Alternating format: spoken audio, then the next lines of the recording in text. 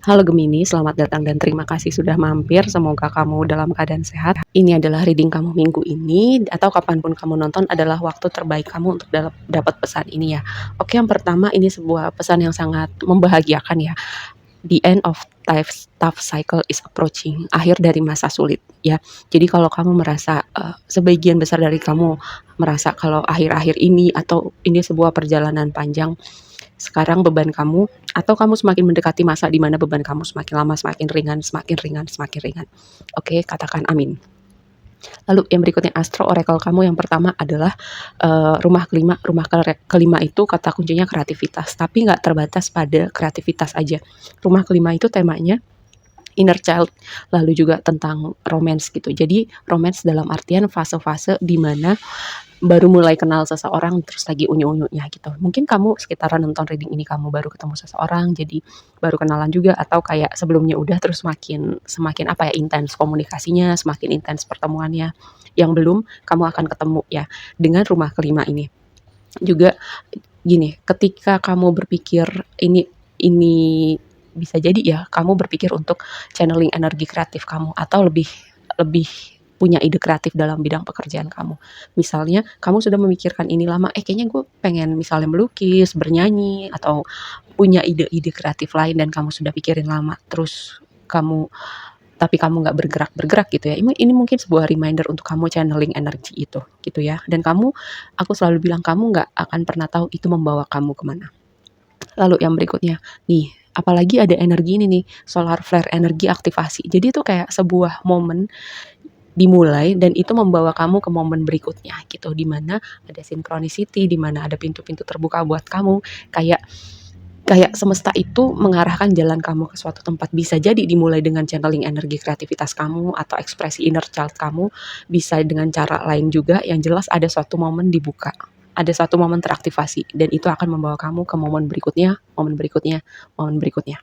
Terus yang berikutnya Virgo, kata kuncinya digest. Ini nggak bicara Virgo sebagai zodiak ya bisa, tapi ini kayak kata kuncinya digest. Virgo itu merepresentasikan kalau di organ tubuh itu adalah usus gitu ya. Usus itu kan kayak dia menyerap semua nutrisi dan yang nggak diserap itu dibuang gitu. Sama, mungkin ada hal-hal yang perlu kamu ibaratnya ambil intinya atau kamu apa ya, menyerap bukan menyerap sih, mengolah semua hal informasi atau pengalaman yang udah kamu lewatin, kamu intinya yang nggak perlu kamu buang gitu. Misalnya rasa marah, rasa sedih, rasa dendam gitu. Atau orang-orang tertentu yang udah bukan tempatnya di hidup kamu lagi, berarti memang udah nggak diperlukan lagi. Ibaratnya seperti itu ya. Sama kayak fungsi usus, ketika yang perlu sudah diambil, yang nggak perlu dibuang. Sama dengan semua hal yang ada di hidup kita ketika sudah belajar sesuatu, sudah mendapatkan manfaatnya, ketika hal itu udah nggak ada, yang berarti memang sudah nggak perlu lagi. Seperti itu ya, segala hal, situasi, orang-orang tertentu. Jadi bisa bisa jadi sebuah reminder buat kamu untuk yang masih resisten untuk melepaskan sesuatu, situasi, atau orang-orang tertentu ya. Oke, yang berikutnya, tema besar kamu Page of Wands. Ini kan excited banget, sumpah. Page of Wands itu energi petualangan, energi energi excited.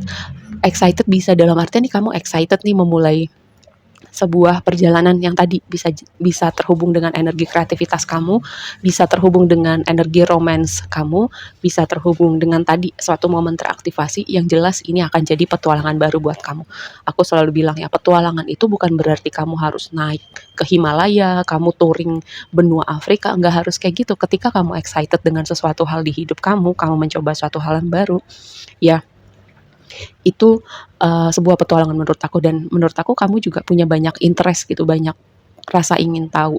Cuman gimana memprioritaskan energi dan fokus kamu sih, lebih kepada itu problemnya gitu ya.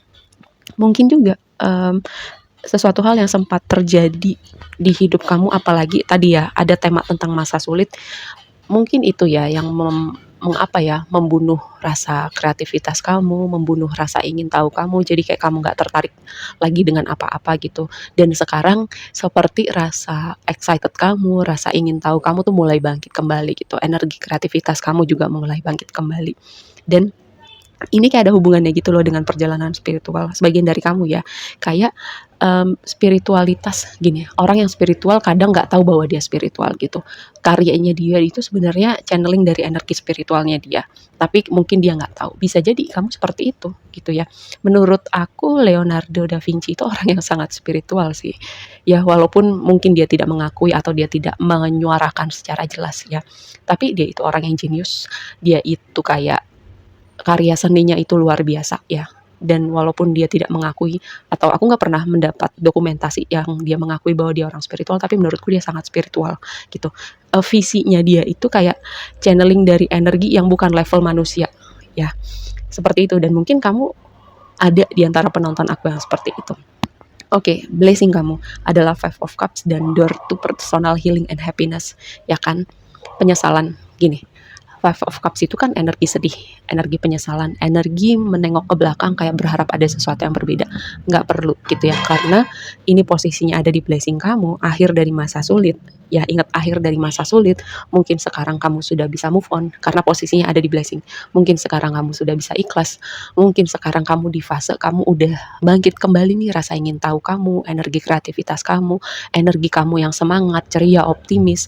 Apalagi di reading-reading sebelumnya aku menemukan gitu kayak ada kondisi-kondisi di mana itu berat sih buat penonton aku ya, buat kamu terutama.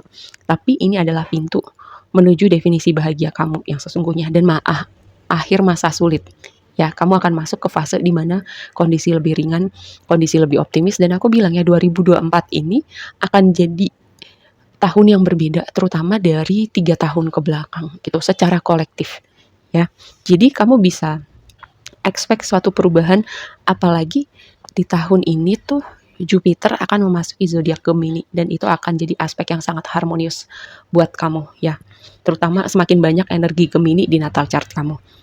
Yang berikutnya tantangan nih ya, tantangan nih. Optimisme, kreativitas, Ace of Wands sama Sun jadi tantangan kamu ya. Mungkin ada yang udah memasuki zona down banget, zona gelap banget.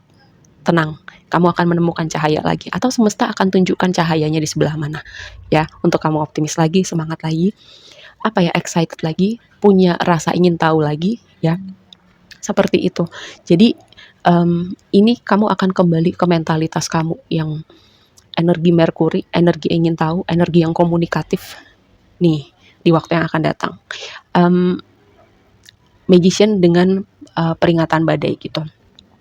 Apa ya, kayak aku mendapat pesan bahwa di antara penonton aku kayak kayak kamu tuh punya kemampuan untuk memprediksi sesuatu gitu. Kayak kamu tiba-tiba berpikir terus kejadian, terus kamu bisa memprediksi peringatan badai, mungkin bencana alam, mungkin badai dalam artian ada kayak sesuatu yang ngagetin di hidup kamu atau sesuatu yang mungkin akan muncul di realita kamu gitu, terus kamu bisa merasakan hal itu gitu. Nah, itu sebuah pemberian dari semesta yang tadi ingat kamu tuh punya energi Merkuri. Merkuri itu pemikiran kamu atau prediksi kamu bisa jadi ya kamu tangkap itu bukan di level manusia, tapi di level kayak informasi yang kamu terima langsung dari alam semesta gitu ya. Terus juga, nah hati-hati nih channeling pemikiran kamu, channeling apa yang kamu fokuskan ketika sesuatu hal yang negatif terus-terusan ada di dalam kepala kamu. Nah itu dia, itu bisa jadi peringatan badai buat kamu ya. Jadi bukan berarti aku bilang kamu jangan merasakan emosi kamu, tapi ketika hal negatif yang ada konstan di dalam pikiran kamu, itu bisa jadi sesuatu yang akan muncul di realita kamu ya. Aku selalu tekankan itu sama penonton aku misalnya, aduh dunia ini jahat, orang-orang jahat gitu terus ya, terus yang ada konstan di dalam pikiran kamu gitu. Makanya kamu mungkin akan menemukan orang-orang jahat, situasi yang membuat kamu merasa tidak adil, situasi di mana orang-orang tidak berpihak pada kamu, kadang tidak berpihak sama kamu. Nah, kalau kamu bisa reframing pikiran kamu ke arah yang lebih suportif, lebih optimis gitu, itu akan membawa sesuatu di realita yang berbeda. Terus yang berikutnya sebuah advice. Nih, ini bisa dipahamin sih ketika Five of Pentacles jadi advice kamu. Terus Thinking Man jadi advice kamu. Itu tadi sebuah dialog atau sebuah hal yang konstan ada di pikiran kamu, itu sesuatu hal yang suportif, sesuatu hal yang optimis atau sesuatu hal yang negatif atau pesimis gitu. Karena Five of Pentacles itu energi yang sulit, tapi lebih sering itu merepresentasikan sesuatu mentalitas yang ada di dalam diri kita dan lebih kepada gini, itu mental victim yang ada di dalam diri kita. Yang kayak tadi aku bilang semua orang jahat, dunia jahat, Tuhan nggak adil, Tuhan jahat sama aku. Kayak hal semacam itu terus diulang gitu ya. Mungkin kamu nggak sadar. Makanya kita perlu membawa awareness gitu pada apa yang ada di pikiran kita. Oke, aku rasa segitu aja readingnya kali ini buat kamu. Semoga bermanfaat dan sampai ketemu di reading berikutnya. Bye.